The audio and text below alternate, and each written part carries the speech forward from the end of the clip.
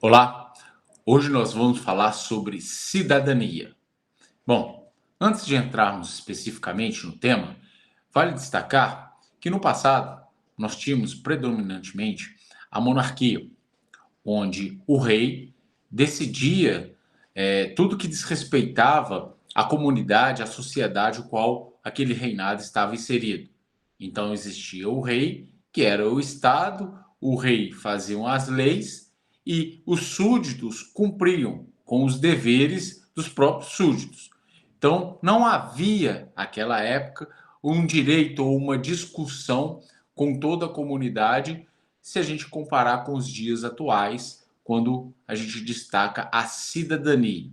Então, com dois movimentos extremamente relevantes, que foi a Revolução Americana e, sobretudo, a Revolução Francesa, foram grandes marcos para conhecermos a cidadania que nós vivenciamos hoje. Contudo, a gente sabe que, dentre os revolucionários franceses, por exemplo, houve a Declaração de Direito do Homem e do Cidadão.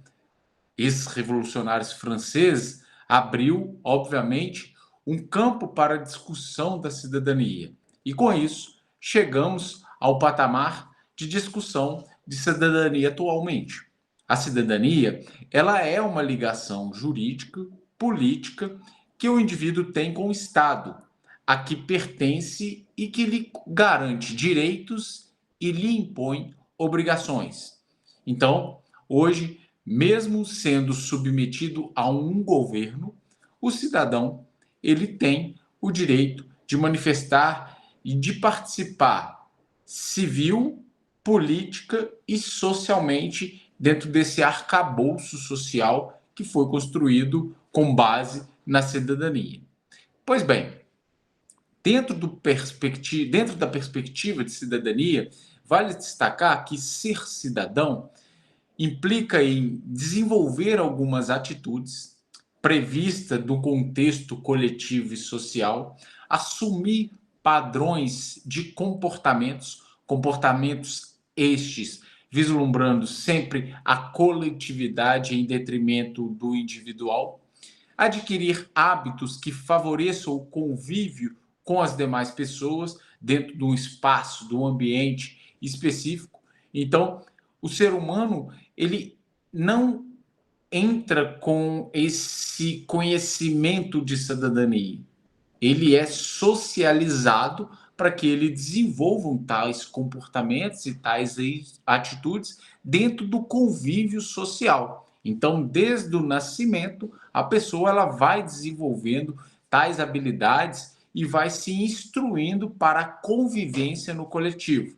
E ainda, ser cidadão também implica em desenvolver ações pautadas pela ética do cuidado, do zelo pelo bem comum e do respeito pela coisa pública.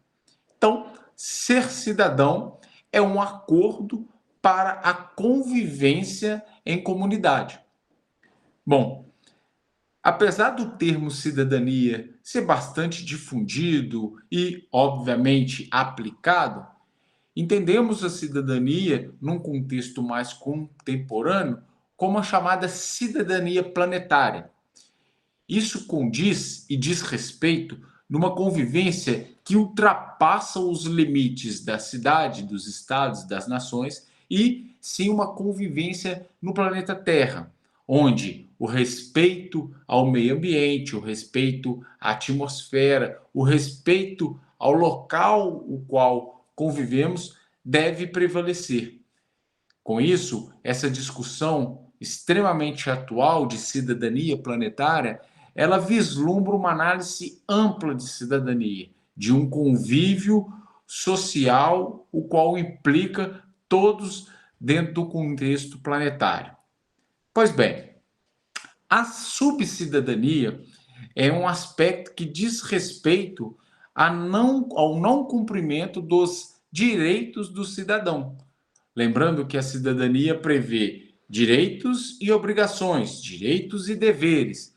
Contudo, sabemos que a teoria da cidadania, ela pode ser uma ampla teoria que diverge de algumas práticas se a gente fizer alguns recortes sociais e geográficos. Então, é possível perceber desigualdade dentro de um contexto teoricamente cidadã, é possível verificar privilégios também dentro desse ambiente, exclusões, discriminações e também imposições de certos padrões. Lembrando que a construção da cidadania, ela é uma construção constante. Então, a todo instante, nós devemos refletir e rediscutir alguns aspectos, sobretudo que diz respeito a direitos e deveres dos cidadãos. Porque com a evolução e com o desenvolvimento das sociedades, esses aspectos também eles podem modificar, impactando diretamente tanto nos direitos como também nos deveres. Então, se pensarmos numa subcidadania, podemos pensar em pessoas cidadãos, que, apesar de existir teoricamente no papel, com direitos que são garantidos, na prática, eles vivem como subcidadãos, que não possuem todos aqueles direitos que estão previstos dentro de um contexto de sociedade, do contexto de cidadania. Então, a cidadania, ela pressupõe o direito e deveres para todas as pessoas dentro daquele ambiente de convívio. Apesar de muitos contextos sabermos dessas discrepâncias existentes dentro do conhecimento, dentro do que se conhece por cidadania. Bom, a cidadania tem algumas previsões de direitos absolutamente legítimos, direitos a escolas, hospitais, a estradas, a meios de transportes, a áreas de lazer, ruas pavimentadas, direito ao saneamento básico, segurança, arte e cultura, proteção ambiental, mas sabemos que nem todas as pessoas têm acesso a esses direitos estabelecidos num acordo coletivo cidadão.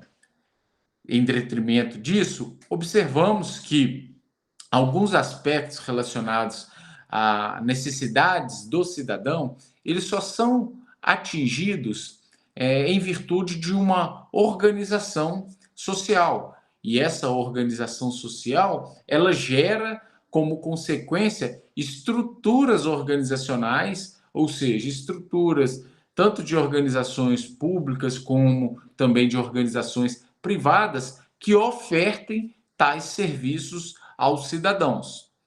Bom, é importante percebermos que não são apenas os indivíduos isoladamente que precisam atuar na sociedade, guiando-se aí pelos princípios da cidadania.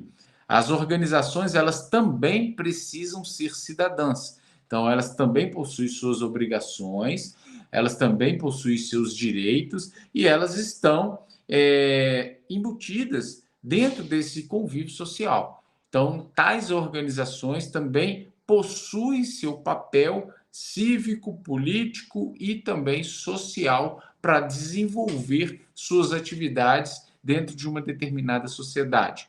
Então, a cidadania organizacional, ela é também essencial para o bem-estar e a dignidade de todos. O poder, por exemplo, de uma organização exercido aí sem a ética, ele violenta os direitos da cidadania. Então, muitas organizações, devido à sua estrutura, devido ao seu porte, ele pode ganhar uma relevância tamanha que ela consegue influenciar nesses direitos e obrigações dos cidadãos. Então, a postura ética, a postura cidadã das organizações, elas são fundamentais para manter o equilíbrio social. Bom, as organizações também, seguindo essa perspectiva de posição junto a uma postura cidadã perante a sociedade, ela contribui com a coletividade, ela contribui com o fornecimento, com a geração de valor para a sociedade, seja através de emprego, através de serviços, através de bens e produtos. Então, a organização, ela desenvolve e desempenha esse papel relevante para a sociedade. Então, sem os produtos do trabalho, não há essa sobrevivência humana, a cultura, a organização social, civilização e história conforme nós conhecemos. Então, as organizações que se estruturam para o desenvolvimento do trabalho, ela é parte fundamental para que nós conseguimos caminhar enquanto sociedade. Então, precisamos do nosso trabalho e do trabalho dos outros para atingir os propósitos de desenvolvimento e também de prosperidade. Podemos citar, inclusive, a nossa Constituição, chamada, inclusive, de Constituição Cidadã, que possui tal aspecto, sobretudo pautando muito sobre a cidadania, pautando muito sobre o comportamento, as obrigações e os deveres dos cidadãos.